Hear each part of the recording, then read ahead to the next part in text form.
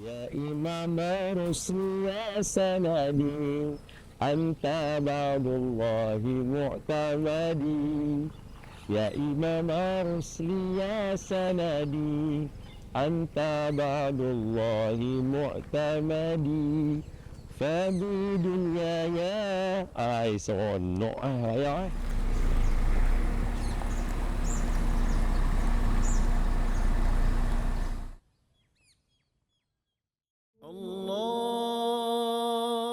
Dah takbir raya dah, rindu di kamar.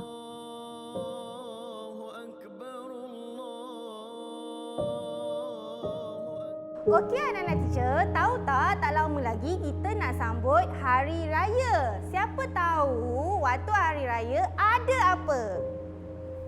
Ada apa? Ada duit raya. Ada duit raya. Lagi kita ada apa? Ada bunga api. Bunga api. Lagi kita ada apa? Raya kena minta maaf. Raya kena minta maaf. Betul tu. Pandai semua anak-anak teacher. Macam-macam ada waktu Hari Raya.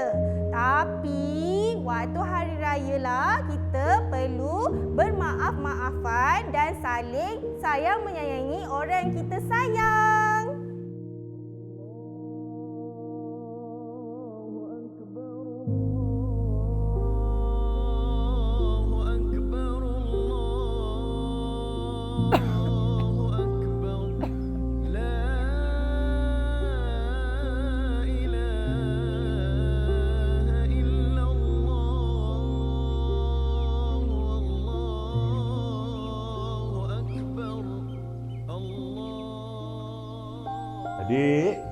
Adik, mari sini kat mama papa salam Selamat Hari Raya, Baba.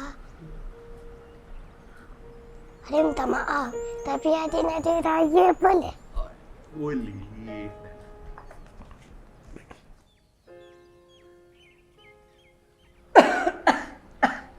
Selamat Hari Raya, Mama. Adik minta maaf. Adik sayang Mama. Mama sayang anak Mama.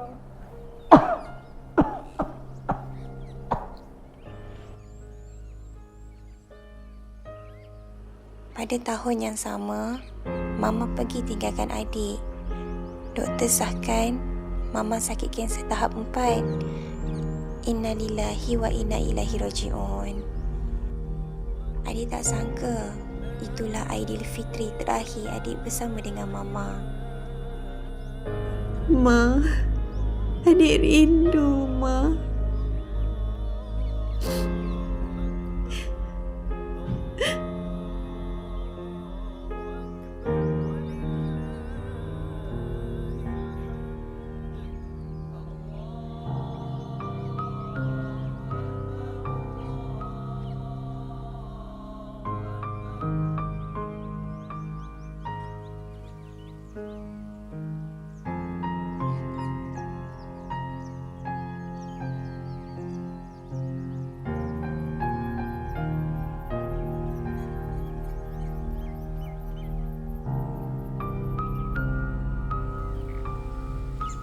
Kadang kita rasa kita semua ada masa dan masa panjang.